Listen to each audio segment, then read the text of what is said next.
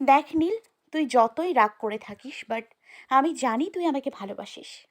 Sorry ভাইয়া, আমরা সব বলে দিয়েছি।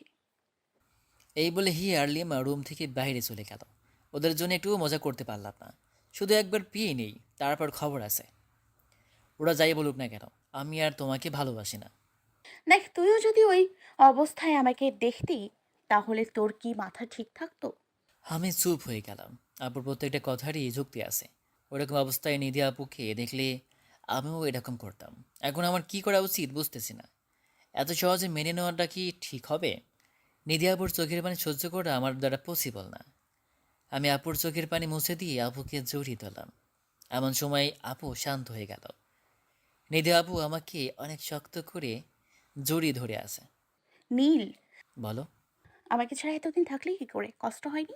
কষ্টগুলো কিছু করার ছিল না। তখন তো রাগের মাথায় ওই রকম বিহেভ করেছি। আমাকে ভালো করে বুঝলে বুঝতাম না আমি?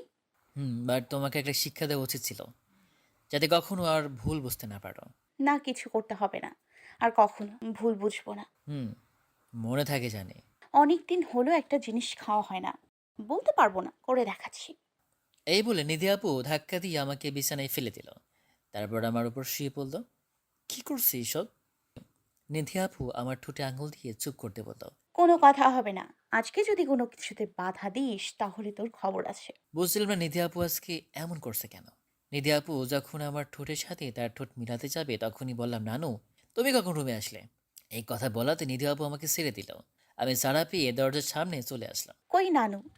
নানু আসে নাই তো। কুত্তা, তুই আমাকে বোকা বানালি। হ্যাঁ, পাগল হয়ে গেছো তুমি। হ্যাঁ, তোর ভালোবাসা পাওয়ার জন্য পাগল হয়ে আছি আমি। না ম্যাডাম, বিয়ের আগে এসব হচ্ছে না। কাছে আয় বলছি। আমাকে তো পাগলে পাইছে। এখন না আসলে কিন্তু পরে তোর 12টা বাজাবো। ওকে, আমি নিচে চলে গেলাম। গেলে আসো। খাবো না আমি। ওকে, নাই খেলে। এই বলে আমি নিচে চলে আসলাম। নিধি আবার জন্য রুমে নিয়ে গেলাম। জানি রাগ করে আছে, এখন যদি নিজের হাতে খাইয়ে দিই তাহলে রাগটা চলে যাবে। আমি খাবার নিয়ে রুমে চলে গেলাম। রুমে গিয়ে দেখি নিধি মনমরা হয়ে বসে আছে। আমি খাবারের প্লেট আব্বুর সামনে নিয়ে বললাম, খেয়ে নাও, ইচ্ছা নেই। প্লিজ খেয়ে নাও। দুইটা শর্তে খেতে পারি। কি শর্ত? অনেকক্ষণ কিস করবি, তারপর নিজের পারবো না। ওকে, তাহলে আর কি, আমিও খাবো না। আমি আপুর কপালে আলতো করে আমার ঠোঁট ছোঁয়ালাম। আপু কেঁপে উঠল। আমি এবার আপুর সামনে এক লোকমা খাবার তুলে ধরলাম। আপু খেতে লাগলো। আপুর খাওয়া শেষ হলে আমি খাবারের প্লেট নিচে গিয়ে দিয়ে এসে আবার রুমে চলে আসি। চল বাইরে যাই। কি পরবো? আমার সাথে আড্ডা দাও। আমরা গল্প করতে লাগলাম। গল্প করতে করতে দুপুর হয়ে গেল। আমরা দুপুরে খাবার খেয়ে রুমে চলে আসলাম। আমি নিধি আপু, হিয়া, লিমা সবাই আড্ডা দিতে লাগলাম। হিয়া আর লিমা রেডি থেকো, বিকালে বাইরে যাব। ওকে ভাইয়া। হিয়া সুদীপকে আসতে বইল। ওকে। এরপর আড্ডা দিতে দিতে বিকাল হয়ে গেল। বিকালে সবাই রেডি হতে চলে গেল। কি পরবো? শাড়ি পরবা? নিয়ে আসি নাই তো। ওয়েট, আমি লিমার কাছ থেকে নিয়ে আসছি। আমি লিমার কাছে গিয়ে একটা নীল কালারের শাড়ি নিয়ে আসলাম। এসে নিধি আবুকে পরিয়ে দিলাম। নিধি আবু শাড়ি পরার সময় তার শাড়ি কুচি আমার ধরে রাখতে হয়। কেমন লাগছে আমাকে? পারফেক্ট বইয়ের মতো। তুই কি পরবি? না নীল, পাঞ্জাবি পরবি, যাতে সবাই ভাবে আমরা কাপল। ওকে। এরপর আমরা রেডি হলাম। আমি আর নিধি আপু নিচে চলে আসলাম। বাট হিয়া আর লিমার কোনো খোঁজ নেই। এদের সাজতেই তো সারাদিন লাগে। বাট নিধি আপু কখনো মেকআপ করে না। আমার বারণ আছে। হিয়া আর লিমা আসলো। আমরা নানু আর মামিকে বলে বেরিয়ে পড়লাম। আমি ড্রাইভ করছি, নিধি আমার পাশের সিটে, হিয়া লিমা পিছনে। হিয়া, সুদীপ কোথায় থাকবে? ভাইয়া রেস্টুরেন্টের সামনে। ওকে। এরপর রেস্টুরেন্টের সামনে গিয়ে গাড়ি পার্ক করলাম। আমরা গাড়ি থেকে নেমে গেলাম। দেখি সজীব দাঁড়িয়ে আছে। সজীব আমাদের দেখে আমাদের দিকে আসতে লাগলো। ওই তো, ও তোর ফ্রেন্ড সজীব না? হ্যাঁ আপু। তোর সাথে ওর কোথায় দেখা হলো? সজীব হিয়ার বয়ফ্রেন্ড। সজীব আসলো। সজীব এসে নিধি আপুর সাথে কুশল বিনিময় করলো। আমরা সবাই অনেক আড্ডা দিলাম। রাতে আমার বাসায় চলে গেলাম। রাতে খাবার টেবিলে খাবার খাচ্ছি সবাই, তখনই নিধি আপু বলল। নানু আমার একটা কথা রাখবে। হুম, বল। আজকে কিন্তু আমি নীলের সাথে ঘুমাবো। এই কথা শোনার পরে আমি কাশতে লাগলাম। মামি পানি দিল। পানি খেয়ে আমি ঠিক হলাম। সবাই আমার দিকে তাকিয়ে আছে। মেয়েটা কি পাগল হয়ে গেছে? কথায় কোন কথা বলতে হয় কিছুই বোঝে না। কি বলছো এসব আপু? হ্যাঁ, আমাদের কি বিয়ে হয়েছে? একদম চুপ। না রে, বিয়ের আগে একসাথে থাকা যায় না। আমাদেরও তো বিয়ে হবে, তাই না? হয়নি তো আর। আর একটা কথা বলবে না, চুপচাপ খাও। আমি খাওয়া শেষ করে আমার রুমে চলে আসলাম। রুমে এসে ফোন টিপতে লাগলাম। রাত বাজে 12টা। রাত বাজে 12টা। মনে হয় আমার রুমের দরজা ঠিলে কেউ ভিতরে আসতেছে। ভালো করে তাকিয়ে দেখি নিধি আপু। আমি চোখ বন্ধ করে ফেললাম। আগে দেখি নিধি আপু কী করে। নিধি আপু এসে আমার মুখের সামনে বসলো। প্রথম কপালে একটা চুমু দিল, তারপর বলতে শুরু করলো, পাগল, তোকে যে কতটা ভালোবাসি হয়তো তুই জানিস না।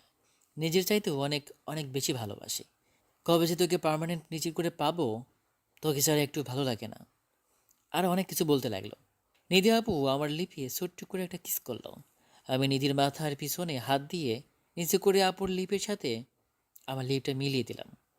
নিধি আপু ভয় পেয়ে গেল। আমি কিছুক্ষণ কিস করার পর আপুর ঠোঁট মুক্ত করে দিলাম। তুই না ঘুমিয়েছিলি? না, জেগেছিলাম। এমন করে কেউ কিস করে কুত্তা? তুমি এত রাতে আমার তোর বুকে মাথা রেখে ঘুমাবো, তার জন্য এসছি। এখন কিছু হবে না, বিয়ের পরে। উফ, সব শুধু বিয়ের পরে। এবার ঢাকা গিয়ে বিয়ে করে ফেলবো, তারপর সব সুদে আসলে আদায় করব। ওকে, এখন যাও। তাড়িয়ে দিচ্ছিস? আমি নিধি আপুকে জড়িয়ে ধরলাম। দেখো, কেউ যদি দেখে ফেলে তাহলে অনেক খারাপ ভাববে। ওকে, যাচ্ছি রে বাবা। নিধি আপু চলে গেল। আমি ঘুমিয়ে পড়লাম। এভাবেই কেটে গেল 10 দিন। এই 10 দিনে এমন কোনো দিন নেই যে তাকে আদর করতে হয়নি, তাকে নিয়ে বাইরে যেতে হয়নি। রাত বাজে 10টা, নিধি আপু আমার রুমে আসলো। চল ফুচকা খেতে যাব। এত রাতে ফুচকা খেতে হবে না, কালকে নিয়ে যাব। না, আমি আজকেই যাব। প্লিজ, জেদ করো না। আচ্ছা চলো। তুই যাবি কিনা বল, তাহলে আমি একাই চলে যাব। আমরা কাউকে কিছু না বলে বের হলাম। নিধি আপু হেঁটে যাবে, তাই গাড়ি নিলাম না। আমরা হাঁটতে লাগলাম। রাস্তায় একটা ফুচকার দোকান দেখলাম। দোকানটা বন্ধ করতে নিয়েছিল। নিধি আপু ফুচকা খেলো, আমাকেও একটা খাইয়ে দিল। ফুচকার বিল দিয়ে আমরা হাঁটতে লাগলাম। রাস্তায় 3টা ছেলে আমাদের পিছনে পিছনে আসতে লাগলো। ওরা এসে আমাদের সামনে দাঁড়ালো। ওদের হাতে চাকু আর খুর। নিধি আপু ভয় পেয়ে আমাকে জড়িয়ে ধরল। কে ভাই আপনারা? ওদের মধ্যে একজন বলল, যদি বাঁচতে চাস তাহলে সাথে যা কিছু আছে দিয়া দে। কেন? মগের মুলুক নাকি? প্লিজ নীল, সব দিয়ে দে। কিসের জন্য? আমি এসব ভয় পাই না।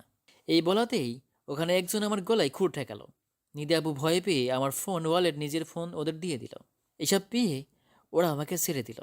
আর একজন বলল, হাতের ঘড়িটা দে। এটা দিতে পারবো না। ঘড়িটা আমাকে নিধি আপু গিফট করেছে, তাই দিলাম না।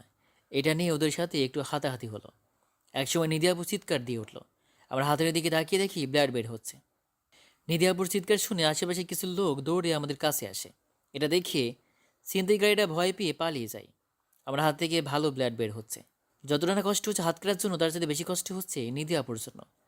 নিধি আপু ব্যাগ থেকে রুমাল বের করে আমার হাতে বেঁধে দিল। আপুর চোখের পানি থামছেই না। আর এইভাবে কান্না করার কি আছে? কিছুই হয়নি তো। আমার জন্য সব হয়েছে। তোমার জন্য মানে? আমি যদি আসার জন্য বায়না না করতাম, তাহলে এমন হতো না। আরে পাগলিমি, এটা কপালে ছিল। আর বেশি কিছু হয়নি তো, সামান্য একটু কেটেছে। একদম চুপ। কত ব্লাড বের হচ্ছে, আর তুই বলছিস সামান্য, তাই না? কিছু সময়ের মধ্যে আমাদের এখানে কিছু লোক জড়ো হয়ে গেল। নিধি আপু তাদের বলল হাসপাতালে যাওয়ার জন্য কিছু একটা ব্যবস্থা করে দিতে। রাত করে কোনো ট্যাক্সি পাওয়া যাবে না, তাই একজন একটা সিএনজি ডেকে দিল। নিধি আপু আমাকে ধরে সিএনজিতে বসিয়ে দিল। আপুও বসলো। সিএনজি ড্রাইভারকে হাসপাতালে নিয়ে যেতে বলল। সামান্য একটু কাটা নিয়ে এমন করতেছে। যদি বড় কিছু হতো তাহলে যে কেমন করতো আল্লাহ তাআলা ভালো জানে। আপু, হাসপাতালে যাওয়ার মতো কিছু হয়নি তো? যদি আর একটা কথা বলিস তাহলে তোর খবর আছে। পুরা কথা বলতে পারলাম না। তার আগে নিধি আপুর ঠোঁট দিয়ে আমার ঠোঁট জোড়া বন্ধ করে দিল। আমি কি বলবো বুঝতেছি না। সিএনজি ড্রাইভার অবাক হয়ে গেছে। এমন জিনিস দেখার জন্য হয়তো সেও প্রস্তুত ছিল না। কিছু সময় পরে নিধি আপু আমার ঠোঁট জোড়া মুক্ত করে দিল। নেক্সট টাইম এমন কথা বললে আর কখনো তোর সাথে কথাই বলবো না। সরি। নিধি আপু কিছু বলতো না, অন্যদিকে মুখ ঘুরিয়ে বসে রইল। বুঝলাম আমার জন্য নিধি আপুর মনটা খারাপ হয়ে গেছে।